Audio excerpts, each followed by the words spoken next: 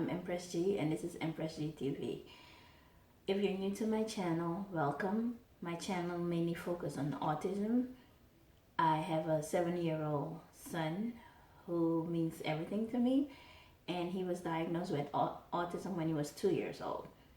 And on this channel, we show his progress, his setbacks, and the way he eats. We also show that no matter the diagnosis, he still gets to travel the world and do things with his family like normal children would. Now, I'm getting straight into today's topic. Things not to say to an autism parent. I swear I was being challenged this week. Everywhere I went, someone had something to say. And it was most of the time not something good. So I took my son to Walmart to do our weekly grocery, and Ramsey likes to sit in the cart. This lady walked by and she's like, "Well, isn't he too big to sit in the cart?" I turned around and I said, "Mind your business, then it won't bother you." So I kept walking. I think I had to get some oatmeal or something, like the last thing on the list before we checked out. So I went and I got the oatmeal, and we're coming down the aisle, and Ramsey has a meltdown. Now, for you autism parents, you know how it goes when the child has a meltdown. So he's having a meltdown, he's flapping his arms, curling his tongue, and then going into this cringe mode and flapping his tongue. So I stopped the cart and I held his paws, both of them, and I'm telling him, "Calm down, it's okay, calm down."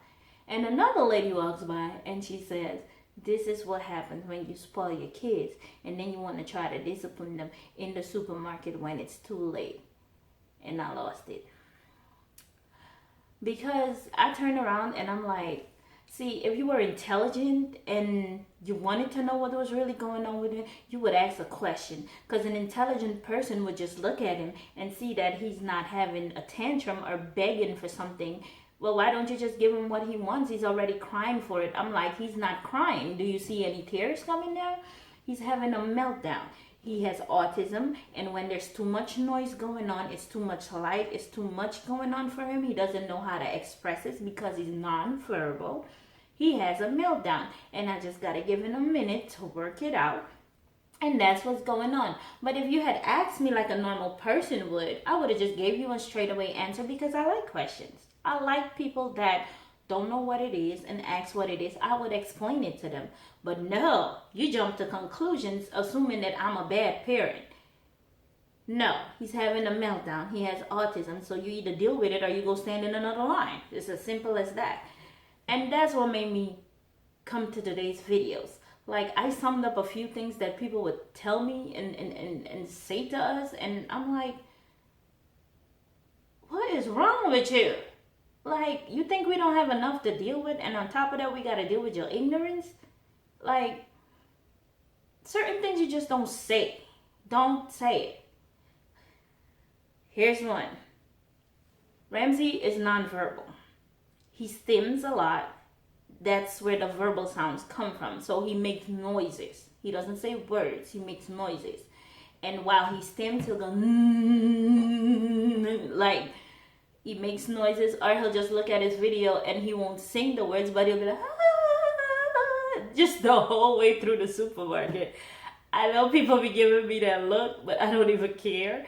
And I know you parents out there, you probably get the same thing when you're going down the aisle with your autistic kid and they're making these noises, these weird noises, and having their own little sing-along, and people give you their eye. But it doesn't bother me. I don't care. As long as my son doesn't touch you, or we should be good.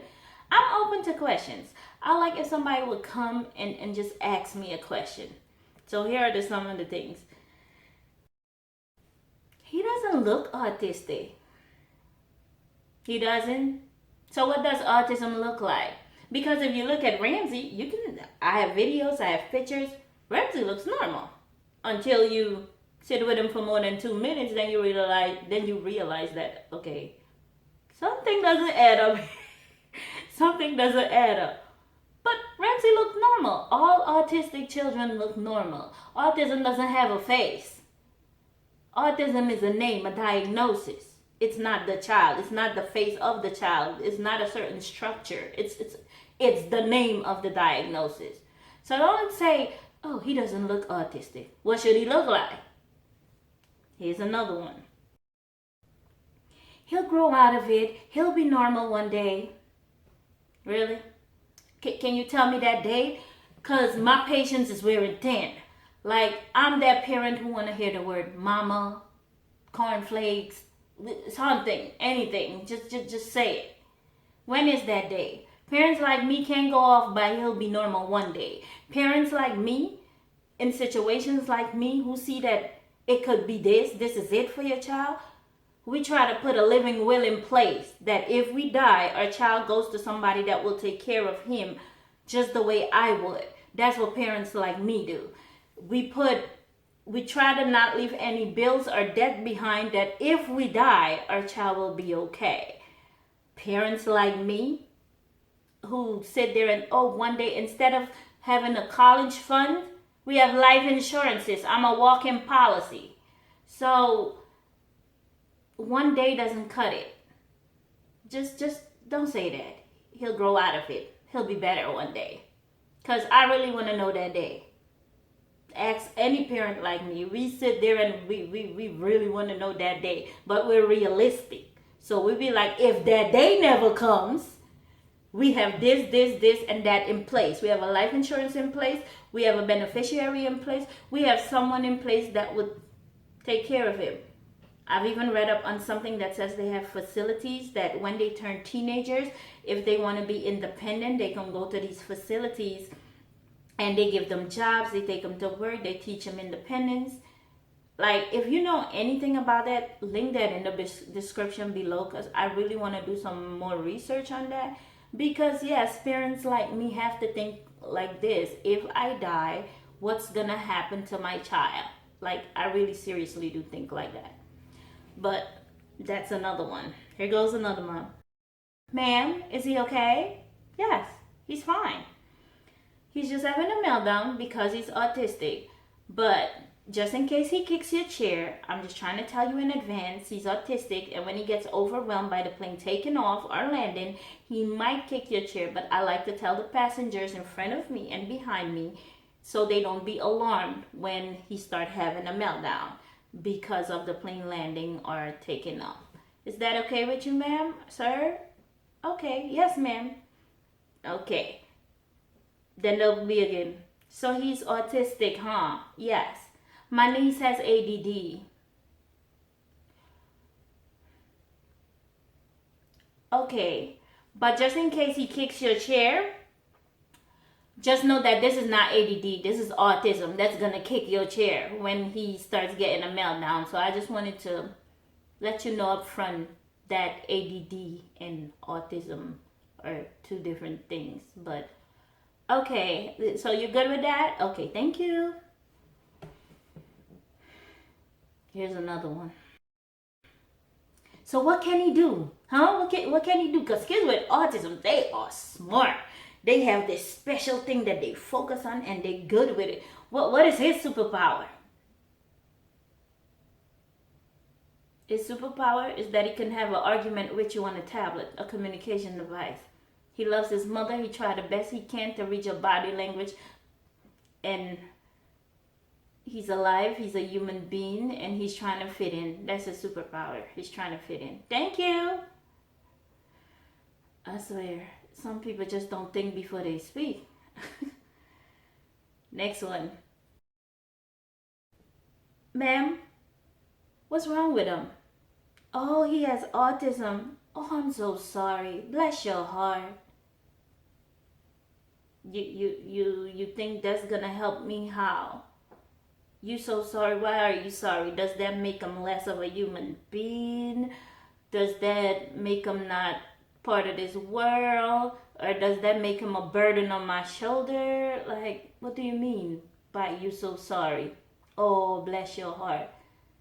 Bless your heart that it takes a special person to deal with it. Oh, thank you, ma'am. Bless your heart that you are willing to take on this tough job.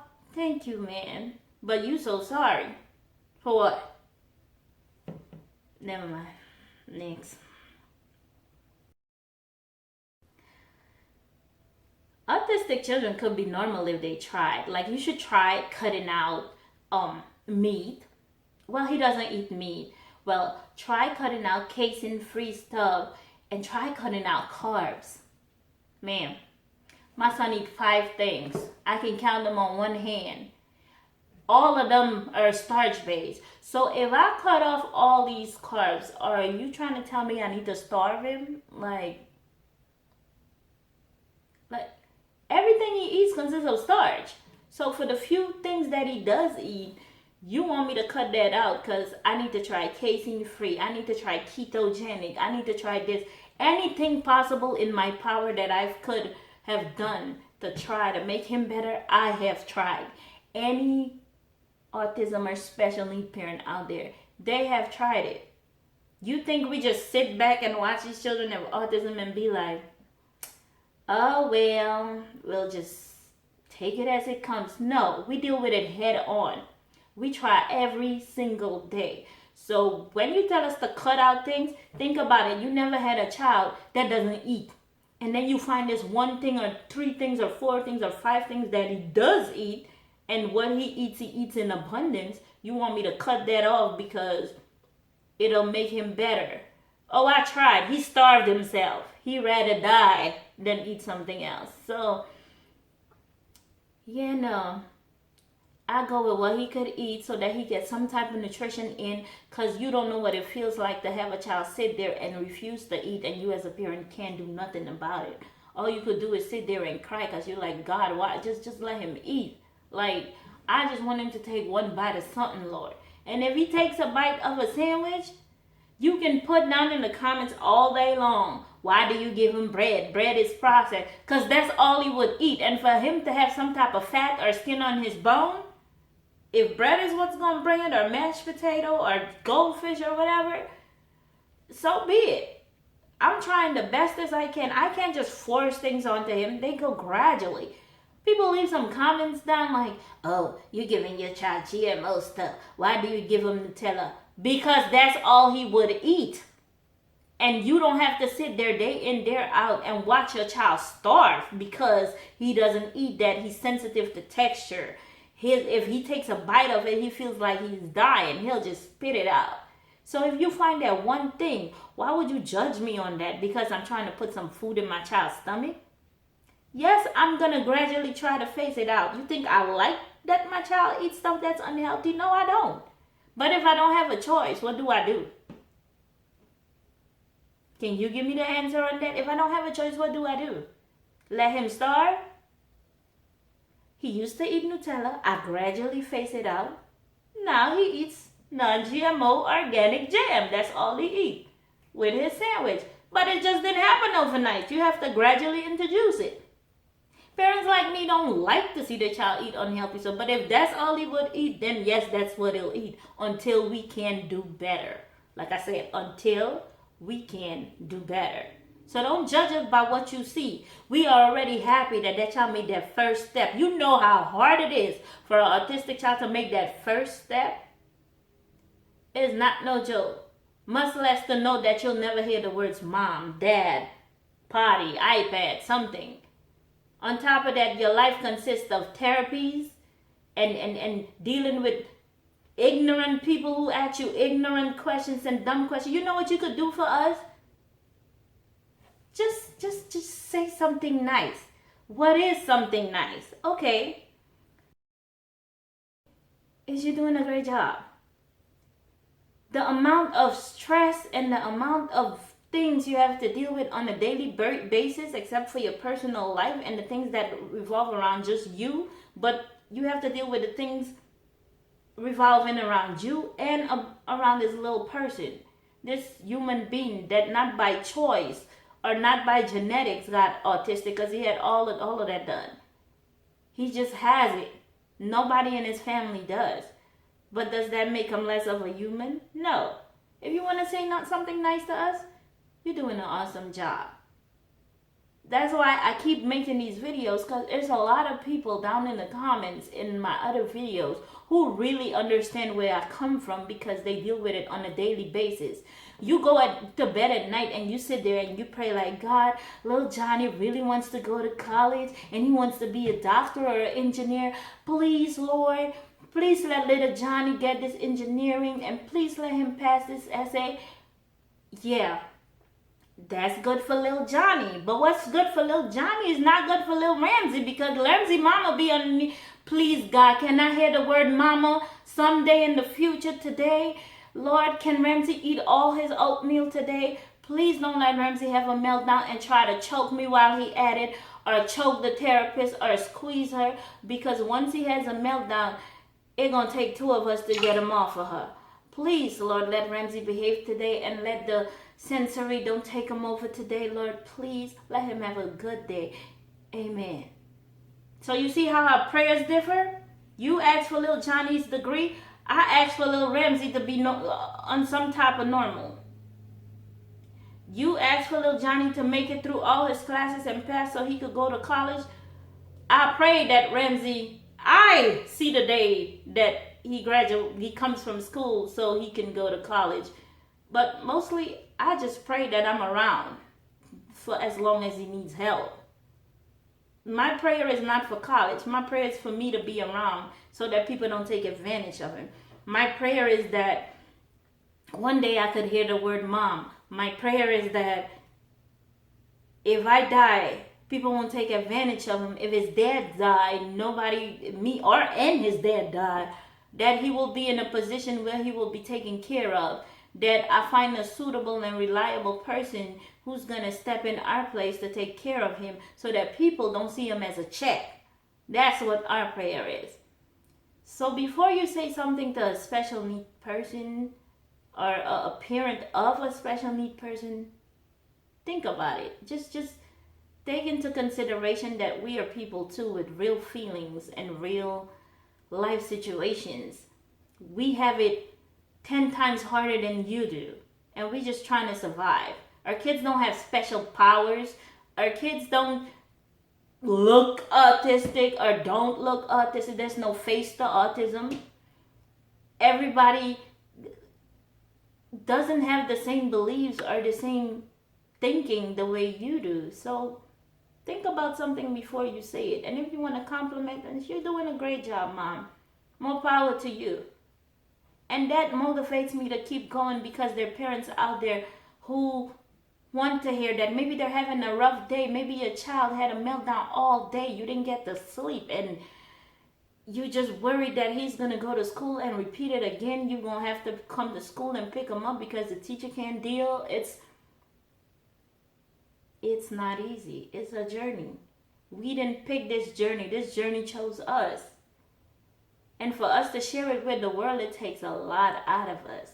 We share it because we know the parents like us out there who need that strength. So to you parents out there who have that special need kid or children, because some parents have more than one, you go, girl. You go, sir. You go, ma'am. You're doing a good job. And don't let anybody make you feel that you're doing less of a good job. You're doing a good job, because it takes a special person to do what we do. So from me to you, I wish you all the best. Until the next video, please like, share, and subscribe, and ring the notification bell for any new videos. And I saw a comment, you don't make videos as much. I'm a nursing student. I'm in an accelerated nursing school, so life is kind of hectic because I have to balance life between therapy, school, and my job. So I try to get it in when I can. But see you in the next video. Take care. Bye.